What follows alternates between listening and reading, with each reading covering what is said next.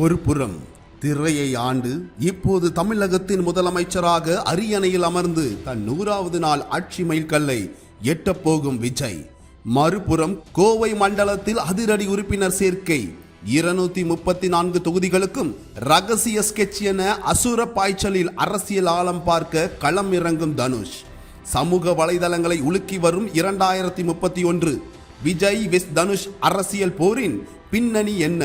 கோவையில் வேகம் எடுக்கும் தனுஷின் புதிய நகர்வுகள் எதை உணர்த்துகின்றன? இந்த செய்தி தொகுப்பில் விரிவாக பார்க்கலாம். தமிழக வெற்றி கழகத்தை தொடங்கி சட்டமன்ற தேர்தலில் மகத்தான வெற்றி பெற்று முதலமைச்சராக பொறுப்பேற்றுள்ள விஜய் தலைமையிலான அரசு தனது வரலாற்று சிறப்புமிக்க 100வது நாளை எட்டப் போகிறது.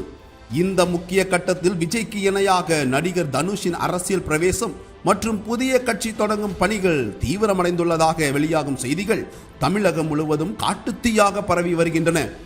சமூக வலைதளங்களில் இப்போது 2031 சட்டமன்ற தேர்தலில் விஜய் வெஸ் தனுஷ் என்ற ஒற்றை தலைப்பு தான் மாபெரும் விவாத பொருளாக மாறியிருக்கிறது.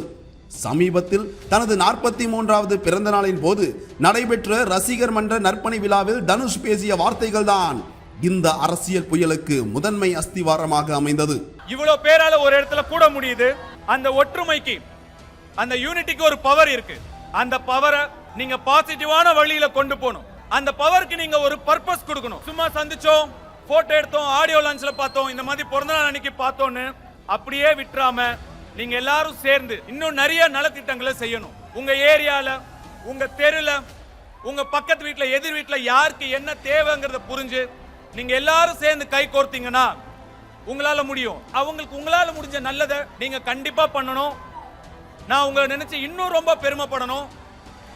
நீங்க செய்வீங்க நான் நம்புறேன். இது வெறும் ரசிகர்களுக்கான அறிவுரை அல்ல, அரசியல் பிரவேசத்திற்கான மறைமுகமான பச்சை கொடி என்றே அரசியல் நோக்கர்களால் பார்க்கப்படுகிறது. வெறும் பேச்சோடு மட்டும் நின்றுவிடாமல் களத்திலும் நகர்வுகள் வேகம் எடுத்துள்ளன. கோயம்புத்தூர் மாவட்டத்தின் முக்கிய சட்டமன்ற தொகுதிகளான கோவை வடக்கு, கவுண்டம்பாளையம், சிங்காநல்லூர், சூலூர் மற்றும் மேட்டுப்பாளையத்தில் தனுஷ் நற்பணி இயக்க கட்டமைப்புகள் தொகுதி வாரியாக பிரிக்கப்பட்டு புதிய உறுப்பினர் சேர்க்கை தீவிரமாக முடுக்கிவிடப்பட்டுள்ளது. அதைவிட முக்கியமாக சமீபத்தில் தனுஷ் ரசிகர் மன்றத்தினரால் அதிகாரப்பூர்வமாக அறிமுகப்படுத்தப்பட்ட புதிய கொடி இந்த அரசியல் யூகங்களுக்கு மேலும் தீனி போட்டுள்ளது. இந்த நகர்வை தமிழகத்தின் முதன்மை அரசியல் கட்சிகள் உற்று நோக்க தொடங்கியுள்ளன. முதலமைச்சர் விஜய் ஏற்கனவே இளைஞர்கள் மற்றும் பெண்களின் வாக்கு வங்கியை தன் பக்கம் ஈர்த்துள்ள நிலையில் தனுஷின் இந்த என்ட்ரி 2029 நாடாளுமன்ற தேர்தலிலும் 2031 சட்டமன்ற தேர்தலிலும் எந்த மாதிரியான தாக்கத்தை ஏற்படுத்தும்? விஜயின் வாக்கு வங்கியில் இது நேரடி போட்டியை உருவாக்குமா என்ற விவாதங்கள் சூடுபிடித்துள்ளன.